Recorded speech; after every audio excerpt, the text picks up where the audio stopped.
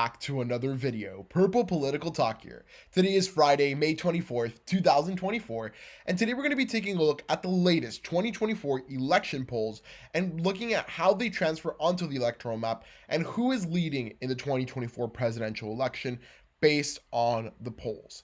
But before we do begin, I want to remind you guys to like, subscribe, and to turn on the notification bell so you're up to date with our latest 2024 election content. We strive to really bring you the best election content here at Purple Political Talk. So, be subscribed so you're up to date whenever a new video releases. But without a further ado, let's get started with the video. So, over the last couple of weeks, Donald Trump's lead in the national polls has been pretty consistent. He's been leading by around 1.5 points nationally. And in the big scope of things, this is actually pretty impressive considering the fact that usually Democrats have consistently in past elections led in the general election polling nationally because, they have, advantages per se when it comes to population, and that some other states that Democrats do really well in are far more populated than the states that Republicans do well in. So, this is very interesting, but we have to remember the election is not decided based on the general election, popular vote. It's based on the polls in the individual states. So on this map right here, I've already put on the states that have safe polling averages or no polls at all, but you can kind of predict where they're going to be going. All the states that are left blank, except the state of Illinois, which I somehow forgot, but all the states that are blank right now are states where polling is either in the likely, lean, or toss-up column, where we're going to characterize them via like a tilt Trump or a tilt Biden, right? So we're going to look at each of these states individually and look at the latest polls and talk about what this means for the presidential election. So let's begin with our likely Democratic states. So right now, a couple of the states that are likely Democratic, we have the state of Colorado, for example. A lot of the recent polls have Biden up by 10. Some have it closer to Biden up by 4, Biden up by 6. I do see kind of just general polling averages. We haven't had that many new polls in Colorado, but I see it going, in the likely column at this point based on the polling information we have. Interestingly enough, take a look at the state of New Jersey. New Jersey is one of those states that has been talked about. Hey, is this going to, what's going to end up happening here? The latest polls that we have from New Jersey, they show Biden up by 7, Biden up by 6, Biden up by 5. I don't really know how, there hasn't been as much polling from the state of New Jersey, but I think that kind of is enough to characterize it in the likely column at this point. Another state is the state of New Mexico. New Mexico has been one of those states that has consistently, been in the, in the Biden column for pretty much forever. We haven't had a lot of polling here, but, based on the polling that we do have, which is a little old, again, it falls within the likely column. And finally, interesting, and this is the most interesting one to me. Again, some of these polls are not really that new. I mean, we have a May 13th poll here, so it's actually kind of recent. Biden up by 9 in New York. The other ones have Biden up by 19, but generally speaking, these Siena Colleges polls have Biden up by 10 in the state of New York. Do I think Biden's going to lose the state of New York? No, I think he wins and pretty comfortably. But, we're looking at the state of New York now going into that likely Democratic margin instead of being in the safe column as it usually is in most elections. Now let's take a look at the GOP. Where are there likely states right now where they have comfortable leads? So comfortable leads right now for the Republican Party in states that could be considered quote unquote swing states. I don't think all these states perhaps are swing states. More so they're states that are just going to end up being a bit closer than the rest. For the Republicans, the first state is the state of Florida. Pretty impressive lead for Donald Trump in Florida with a plus 10 polling average. Our latest poll was a YouGov poll, 10-16, Trump plus 13. Another poll, Trump plus 9. Very consistently having those polling numbers in the likely column. And this is very impressive, and I think it speaks to the Republican Party's ability to turn Florida from a swing state that would be, only a couple thousand votes deciding an election to, going into landslide territory for Republicans in the state of Florida, at least when you look at it comparatively to how close things were in the past. So that's the first state. Then let's take a look at the state of Iowa. Iowa is a state that's interesting in my eyes because, you know, it definitely has a strong Republican DNA, as we can see here. And I think at this point, it's very unlikely that Biden wins here, but I still do think the margins are going to be below that 15% threshold and will be put in the likely Republican column, at least for right now. And mind you, all these pollings are going to change. The polls change really quickly, right? So I'm going to be making this video every single week. So you have, the latest outlook on how the latest polling changes affect the electoral map and the race statuses in all those states. Now, let's talk about the state of Ohio. Ohio, again, Ohio's in a very similar spot than the state of Iowa. You know, a Trump plus 9.6 lead.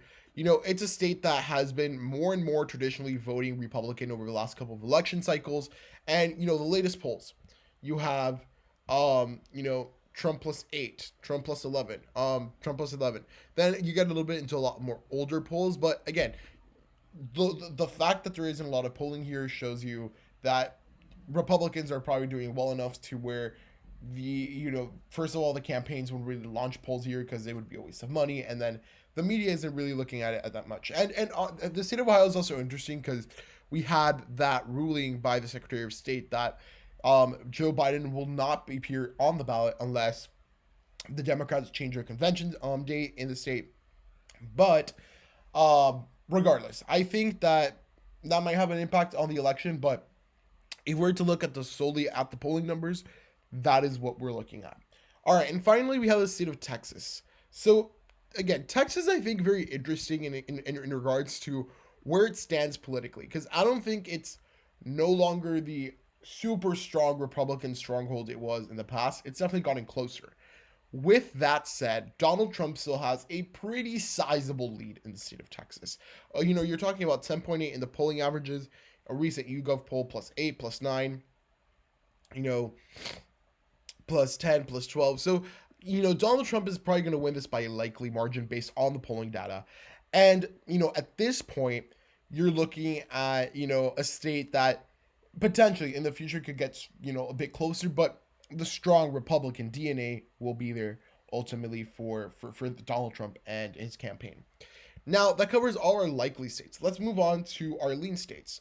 Our lean states for the Democrats, the first state we have is the state of Minnesota. So Minnesota is, I would say, one of the most interesting states in the Rust Belt, considering that, they have in the past, gone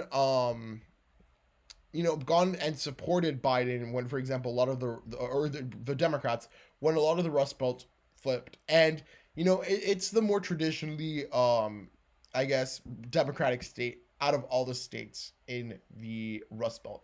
The latest polling right now, it shows Biden up by around 2.5 points, so you're getting close to the +3 territory. So I would put that in the lean Democratic column at this point. It could definitely get closer. We did see some polls out of Minnesota that had Trump up by 4 or 5 points, but I think the more recent polls have him up by or have him down rather. So that state goes in the lean column. The next state we're going to talk about is the state of New Hampshire.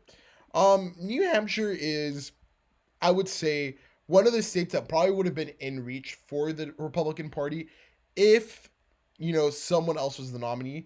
I mean, it's still going to be close, but I think that Donald Trump can't really win here. But, you're looking at a pretty close race in the grand scheme of things. It's not going to be a blowout by any means, but right now it falls into the lean column, a +4 average in the state of New Hampshire. And finally, we have the state of Virginia for the lean Democratic states.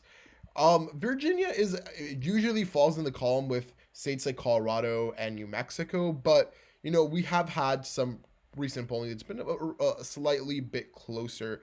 Again, mind you, some of these polls came directly from the Trump campaign. Those are the most recent polls where they have Biden up +3, Biden up +1, Biden up +4. But, we've seen polls with Biden up +5. So generally speaking, I will say that based on those polling averages, we're probably looking at a lean Virginia at this point. I would say it's far closer to being a likely state than being a tilt state, but it is nonetheless still in the lean column. Now, here's where we start getting into very interesting territory. And pretty much the polling in the rest of the states that we have on your screen right now, all of them, without exception, the Republicans are leading in the polls. Now, by differing margins, let's talk about the lean states. First, we have the state of Arizona. You know, in the state of Arizona, we have Trump leading by around 4.7 points in the latest polling averages. We've had a couple of polls released, and we've seen Donald Trump consistently leading by 2, 3, 4, 5, maybe 6 points, right? So that puts that in the state of Arizona in the lean column for the Republican Party. And I think this is very interesting in the scope of, you know, a lot of voters would have to be flipping at this point in the state of Arizona. And you're talking about potentially a 6 or 7 point shift. That puts it in the lean column, even getting closer. If this lead expands for Donald Trump, which I'm not necessarily convinced that the lead may expand. I think it might stay the same, getting closer to the election day, if not a little bit tighter. But it's nonetheless a very strong polling result for Donald Trump in the state of Arizona, and this starts opening his pathway to the presidency. And what we can see through this election map, based on the polls, is Donald Trump is the favorite. The national polls are translating onto the electoral map. Next, let's take a look at the state of Georgia. Georgia is, again, I would say, when you look at Donald Trump's pathways to the White House, winning Arizona and winning Georgia are going to make his pathway to the White House that much easier. He still has pathways to do it beyond that, but, having Georgia in his column will really be helpful for Trump. Right now, the latest polling averages have him up by around 5.6 points. But we've had a lot of different polls. These are democratically launched polls. So +1, +2. We had some Cook Political Report polls by 3, +4, +8. So I would say that kind of puts the election in Georgia right now, based on polling, in the lean column for Donald Trump. Now, the state of Nevada is another state that it actually has slightly higher polling averages in the state of Georgia. We have Donald Trump up by 6.7 points. You have a lot of polls recently that kind of shifted this up a little bit, but you have +6, +4, +8, +8, +1. But generally speaking, he's up in that +6 range, right? I would say I would put that in the lean column as of right now. And again, the state of Nevada is important in this race if the race comes down to a couple of electoral votes, which, if things get closer in the Rust Belt, it might. But, it's more important, I would say, in signifying a lot of the shift that's been happening with the electorate. I think that very famously, Nevada can really flip. I think you saw in 2022 how they were able to win the governor's mansion in the state of Nevada. And it shows that there is definitely that possibility for a victory here. But, that was a race won within a couple of points. Now you're talking about, 4, 5, 6 points potentially. Again, we have to take poll numbers with a grain of salt. Poll numbers are not the end-all be-all of the election. Donald Trump himself, he defied the odds. He beat the polls, and he ended up winning in the 2016 election. But I think they're a big indicator of where the country is right now when it comes to the presidential election. Now, the last state in the lean column is the state of North Carolina. North Carolina right now is a +6, Trump 6.3. So you're in around the same ballpark as Nevada, which, according to the polls, and mind you, these polls are to a certain extent a bit unreliable because we don't have as much polling, to be able to say, like, wow, look at the shifts. But in the state of North Carolina, we've been seeing a lot of recent polls that have been having Trump, down up by a little bit less. Mind you, they are partisan polls, but in the non-partisan polls, you have Trump up by 7, +6. Let's take some of the partisan polls accountants to say, like, what impact that could have. You're looking at a polling average of Trump +6.3. So that puts it, I would say, in the lean column for Donald Trump. And that puts Donald Trump really close to the election.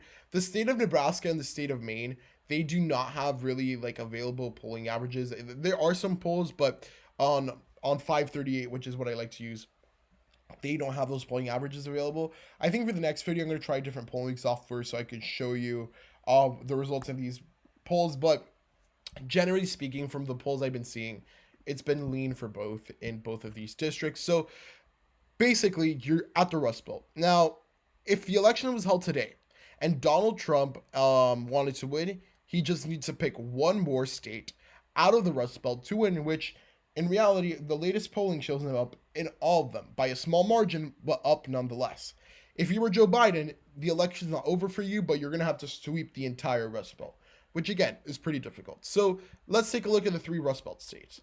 In the state of Michigan, we have Donald Trump up very slightly. We have Donald Trump up by 0.8. We had a point in time where Trump was only up by 0.1, so it's statistically tied. And the fact of the matter is that, yes, these polls in the state of Michigan are statistically tied. However, we've been seeing more consistently polls showing up Trump up by a bit more compared to some of the polls that we have for the Democrats. And the polling averages show that Donald Trump is up, even though it might be ever so slightly. So if we were to just base it off the polls, the state of Michigan in the tilts column. And right now, that would be enough to win Donald Trump the presidential election. The last two states, we have the state of Pennsylvania and we have the state of Wisconsin. In Pennsylvania, Donald Trump has a bit more of a comfortable lead of around 2 points. Most of the recent polls, except that partisan poll for the Democrats, have shown Trump consistently up.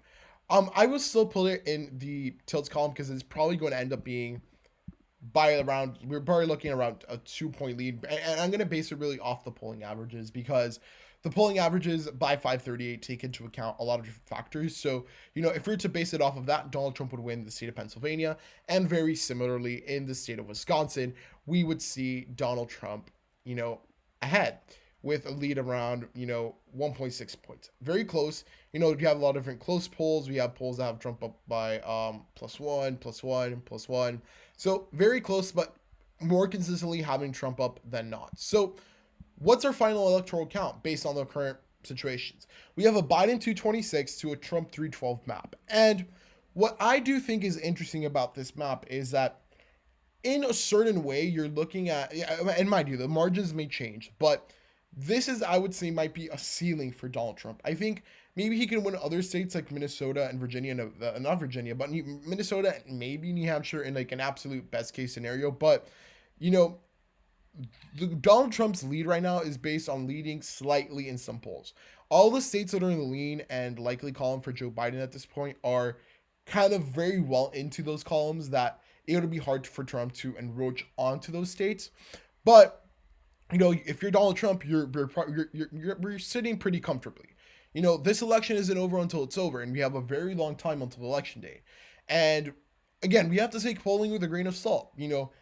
Polls have been wrong in the past. They were wrong in part in 2022. They were wrong in 2020, and they were wrong in 2016. So you're looking at an electoral map that potentially could show you where the status of the race currently is in most states. But again, this isn't necessarily what I think is going to happen. I mean, if you haven't seen my election prediction, my latest election prediction, I'm going to put it up in the card above and I'm going to link it down below in the description.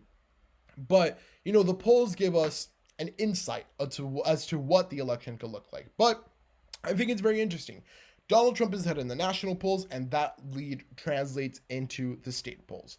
So thank you guys so much for watching. I want to hear what you think down below.